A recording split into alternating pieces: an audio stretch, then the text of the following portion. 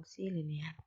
Fungsi linear adalah fungsi yang sangat sering digunakan oleh para ahli ekonomi dan bisnis dalam menganalisis dan memecahkan masalah-masalah ekonomi. Hal ini dikarenakan sebagian besar masalah ekonomi dan bisnis itu dapat disederhanakan atau diterjemahkan ke dalam model yang berbentuk linear. Dalam video kali ini, kita akan belajar untuk menyajikan beberapa penerapan ekonomi dan bisnis yang berbentuk fungsi linear. Nah, penerapan ekonomi dan bisnis tahap pertama adalah memperkenalkan fungsi permintaan dan fungsi penawaran. Kemudian menganalisis interaksi antara fungsi permintaan dan fungsi penawaran dan fungsi penawaran yang berupa keseimbangan pasar. Akan menganalisis juga perubahan keseimbangan pasar yang diakibatkan karena adanya pengaruh pajak dan subsidi dari pemerintah. Nah, analisis penerimaan lainnya seperti analisis pulang pokok atau break-even point yang berguna untuk perencanaan perusahaan, dan terakhir fungsi konsumsi dan fungsi tabungan serta model keseimbangan pendapatan nasional.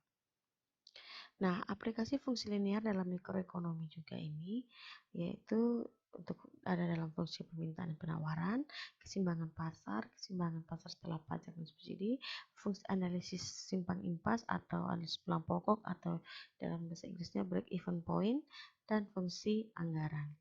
Nah, yang pertama akan kita bahas adalah tentang fungsi permintaan. Fungsi permintaan menunjukkan hubungan antara jumlah produk yang diminta oleh konsumen dengan variabel-variabel lain yang mempengaruhinya pada suatu periode tertentu. Variabel-variabel ini bila ditelusuri dalam perekonomian yang sesungguhnya sangat banyak jumlahnya. Tetapi umumnya para ahli ekonomi berasumsi bahwa jumlah produk yang akan diminta atau dibeli oleh konsumen selama satu periode waktu tertentu tergantung pada 5 hal variabel utama. Pertama, harga produk itu sendiri, terus pendapatan konsumen, harga produk lain yang saling berhubungan, harga produk yang diharapkan pada waktu periode mendatang, dan selera konsumen. Dari kelima variabel yang disebutkan tadi, dari kelima variabel bebas tadi, variabel harga pokok atau harga produk itu sendiri yang dianggap paling penting sehingga digunakan sebagai variabel bebas. Sedangkan keempat variabel bebas lainnya dianggap konstan. Dengan demikian, penulisan fungsi permintaan ini dapat dituliskan secara lebih sederhana menjadi Q sama dengan fungsi P. Jadi, jumlah barang yang diminta ini tergantung dari harga barang produksi itu sendiri.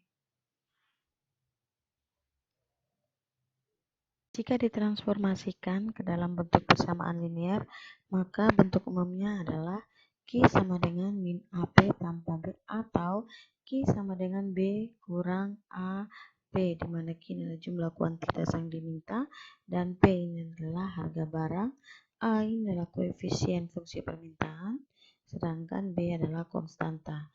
Sehingga secara matematis sekali lagi fungsi permintaan itu dapat melalui persamaan Q sama dengan fungsi P.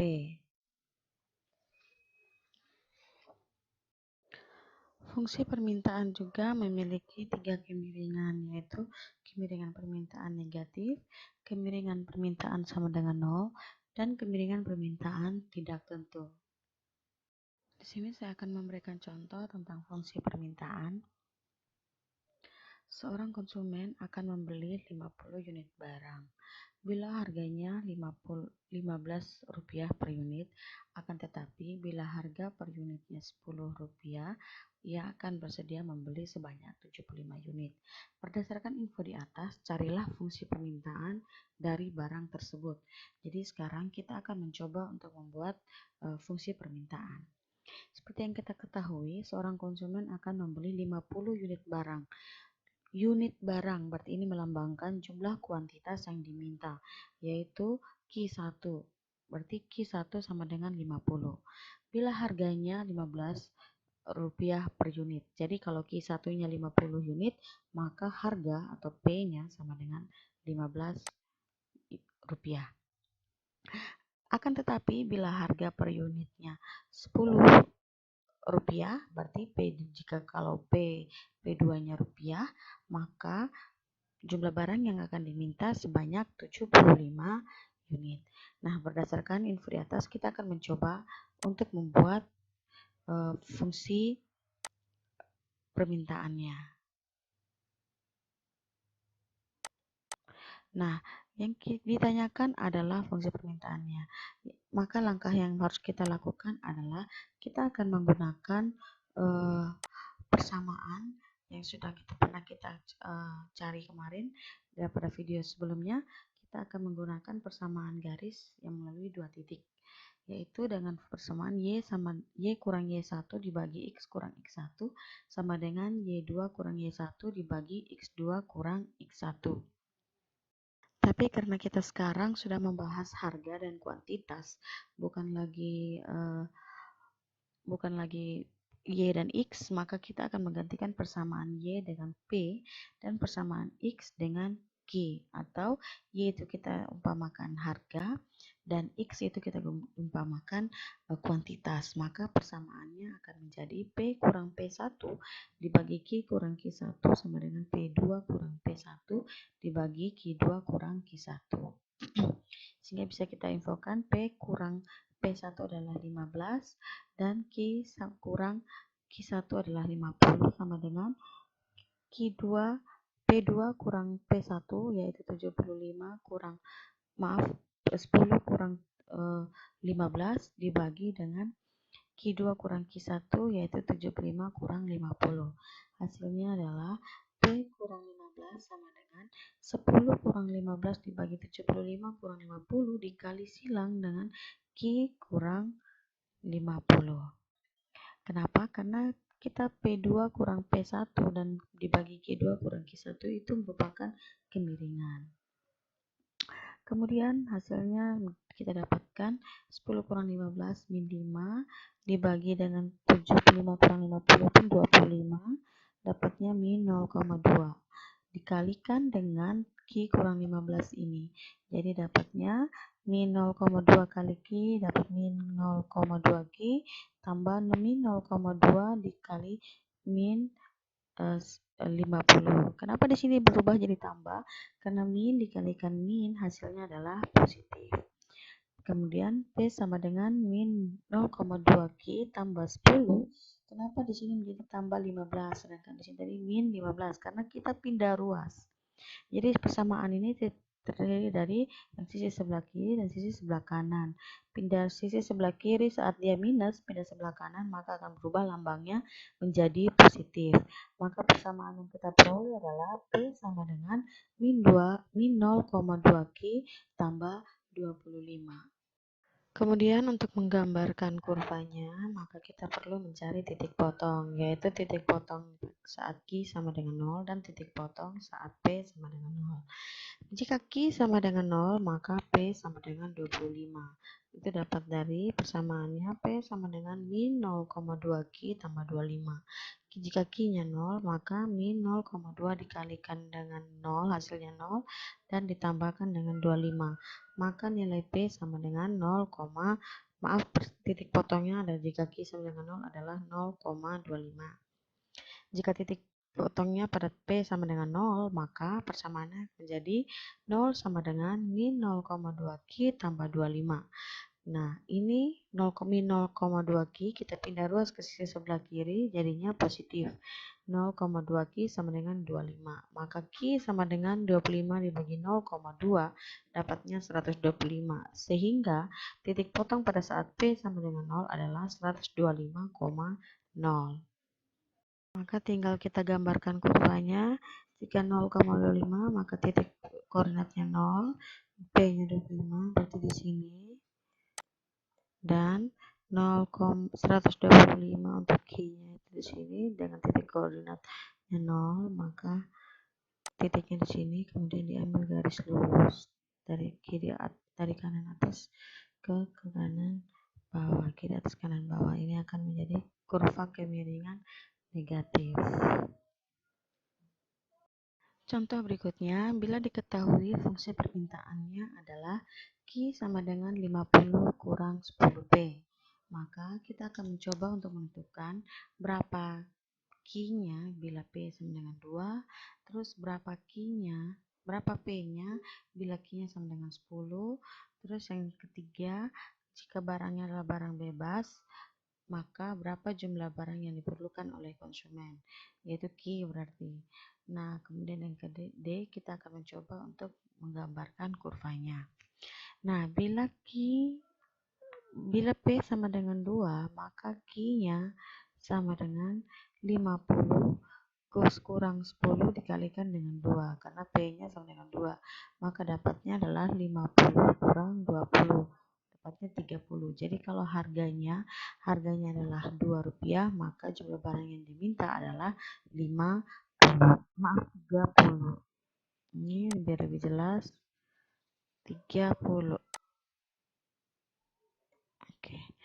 Nah, yang kedua, berapa P-nya atau berapakah harga yang berlaku jika jumlah barang yang diminta sama dengan 10? Jika Q sama dengan 10, maka persamaannya adalah 10 sama dengan 50 kurang 10P. Kenapa 10? Karena Q-nya sama dengan 10.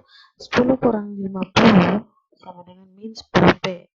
Atau ini bisa kita pindah ruas. Jadi ini terserah teman-teman mau pindah ruasnya bagaimana. Yang penting teman-teman paham betul bahwa kalau pindah ruas maka persamaannya atau lambangnya akan berubah. Jadi bukan lagi positif melainkan negatif. Bukan lagi negatif melainkan positif jika pindah ruas. Nah, ini kita akan pindahkan 50 dari sisi sebelah kanan ke sisi sebelah kiri. Dapatnya 10 kurang 50 sama dengan min 10P. Maka di sini 10 kurang 50 adalah min 40 sama dengan min 10P. P sama dengan min 40 bagi min 10 dan P hasilnya adalah 4. Jadi jika jumlah barang yang diminta sebanyak 10 unit, maka harga yang berlaku adalah Rp4.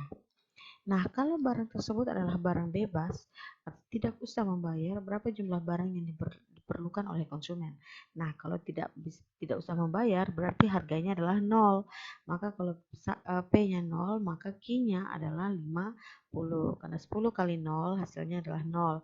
50 kurang 10 yaitu 50 kurang 0 tetap hasilnya adalah 50. Jadi jika harganya atau jika barangnya adalah barang bebas, maka jumlah barang yang diperlukan oleh konsumen adalah 50 unit.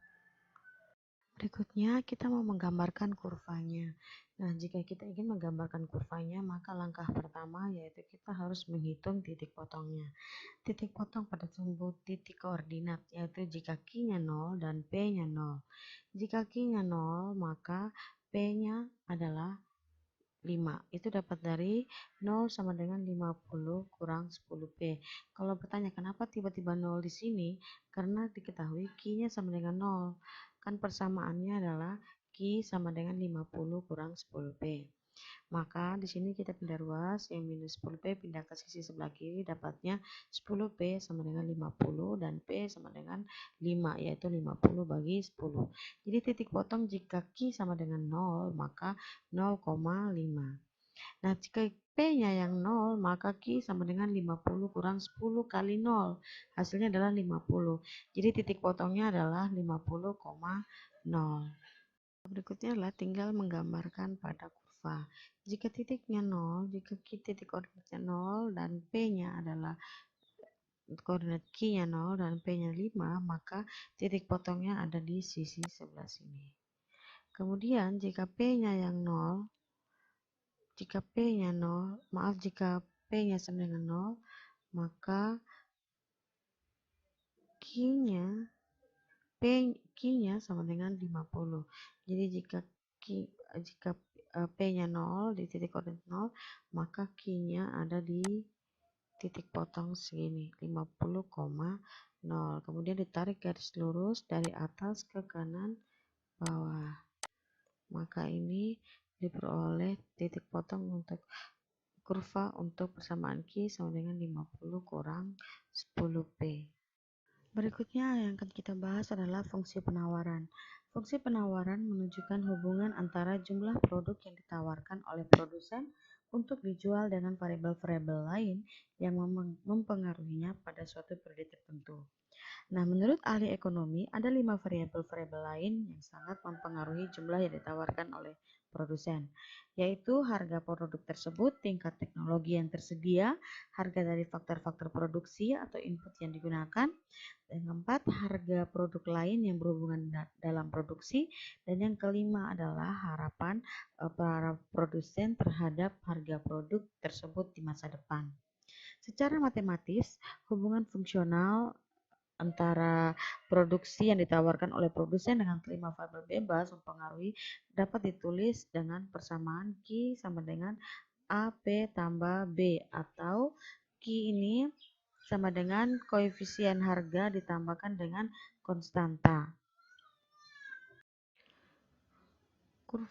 Untuk kurva penawaran, preferensi penawaran juga memiliki kemiringan penawaran positif, kemiringan penawaran sama dengan 0, dan kemiringan penawaran tidak tentu. Contoh fungsi penawaran, jika harga suatu produksi adalah Rp500, maka jumlah yang akan terjual sebanyak 60 unit.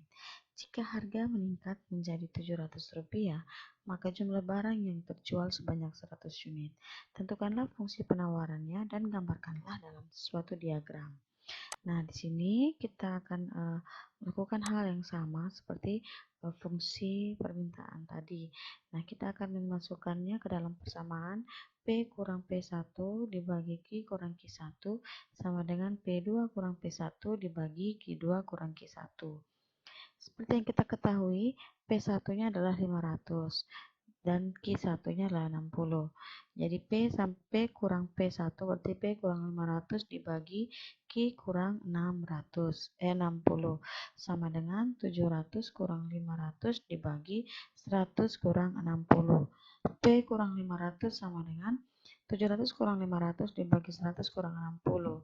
Hasilnya adalah 5 dikalikan dengan Q kurang 60. Maka P sama dengan 5Q kurang 300 tambah 500 karena pindah ruas dari sisi sebelah kiri pindah sisi sebelah kanan. Maka dapat persamaannya adalah P sama dengan 5Q tambah 200. Nah, untuk menggambarkan kurvanya, kita akan menentukan titik potong. Dari persamaan P sama dengan 5Q tambah 200. Jika Q-nya 0, maka P-nya adalah 200. Maka titik potong saat Q-nya 0, maka titik potongnya adalah 0,200. Nah, jika P-nya sama dengan 0, maka Q-nya adalah min 40. Jadi 0 sama dengan 5Q tambah 200. Pindah ruas 5Q ke sisi sebelah kiri, jadinya min 5Q sama dengan 200. Q sama dengan 200 bagi min 5 sama dengan min 40. Jadi titik potong pada saat P sama dengan 0 yaitu min 40,0. Ini min 40,0 ada di titik sini. Sedangkan min 0,200 ada di titik ini. Titik potongnya ada di sini. Nah, seperti yang kita ketahui, di sini koordinatnya yaitu Q-nya itu minus dan P-nya itu positif. Maka di sini digambarkan garis putus-putus. Nah, sekarang kita akan mencoba menggambarkan titik lainnya yang akan dilalui oleh kurva penawaran ini. Diasumsikan jika P-nya adalah 500, maka berapa besar Q-nya? Q-nya adalah 60, yaitu P 500 sama dengan 5Q tambah 200. Pindah ruas 5Q ke sisi sebelah kiri menjadi min 5Q sama dengan 200 kurang 500. Maka Q dapatnya 300 dibagi dengan min 300 bagi dengan min 5. Maka dapatnya adalah positif 60. Jadi ada titik potong lain yang akan melalui kurva penawaran yaitu 60,500. Untuk kurva penawaran P sama dengan 5Q tambah 200. Contoh berikutnya, penawaran kemeja merek Lerny dalam keadaan sebagai berikut. Bila harganya 2.000 per unit, produsen mau menawarkan barangnya sebanyak 2.500 unit kemeja. Tetapi bila harga naik menjadi 2.500 per unit, maka produsen mau menawarkan kemejanya sebanyak 5.000 unit. Nah, yang diminta adalah tentukan fungsi supply dari kemeja tersebut dan gambarkan grafiknya. Hal yang sama yang akan kita lakukan yaitu kita akan menginputkan ke dalam persamaan P kurang P1 dibagi Q kurang Q1 sama dengan P2 kurang P1 dibagi Q2 kurang Q1. Maka yang kita peroleh adalah persamaan P sama dengan 0,2 Q tambah 1500. Itu didapatkan dari P kurang 2000 dibagi Q kurang 2500 sama dengan 500 per 2500. P kurang 2000 sama dengan 500 dibagi 2500 dikali dengan Q kurang 2500. Sehingga hasil yang kita peroleh adalah P sama dengan 0,2 Q tambah 1500. Berikutnya adalah menggambarkan. Nah, kalau mau menggambarkan hal yang sama yang kita lakukan yaitu dengan menentukan titik potong. Nah, titik potong pertama kita akan cari dengan titik potong jika Q sama dengan 0. Maka P-nya adalah 1500. Sehingga titik potong pada saat Q sama dengan 0 adalah 0,1500. Jika P sama dengan 0, maka 0 sama dengan 0,2 Q tambah 1500, maka ini pindah ruas dari sisi kanan ke sisi sebelah kiri, min 0,2 Q sama dengan 0 tambah 1500, sehingga Q sama dengan 1500 dibagi min 0,2 sama dengan min 7500. Dari titik potong yang melalui jika P sama 0, maka titik potongnya adalah min 7500, 0. Sehingga hasil yang kita gambarkan adalah berada pada kuadran di mana Q-nya minus dan P-nya positif. Dan ini kita akan mencari titik potong lainnya lagi yang akan dilalui oleh kurva penawaran P sama dengan 0,2 Q tambah 1500. Yaitu dengan mengasumsikan apa yang akan terjadi pada titik potong berapa jika diketahui P sama dengan 300. Nah, jika P sama dengan 300, maaf 3000, maka 3000 sama dengan 0,2 Q tambah 1500, ya kemudian pindah ruas yang 0,2 Q dipindahkan ke sisi sebelah kiri menjadi min 0,2 Q sama dengan 3000 yang positif dipindahkan ke sebelah menjadi min 3000 tambah 1500. Sehingga dapatnya Q sama dengan min 1500 dibagi min 0,2 sama dengan 7500. Sehingga titik potong yang kita asumsikan jika P-nya 3000, titik potongnya adalah 7500. Sehingga titik potong yang di mana kurva penawaran berada pada kuadran Q positif dan P positif, yaitu salah satu titiknya adalah 7500, 3000. Sekian materi tentang fungsi permintaan dan fungsi penawaran. Kita akan bertemu lagi dalam video berikutnya tentang keseimbangan pasar. Oke, selamat belajar dan terima kasih.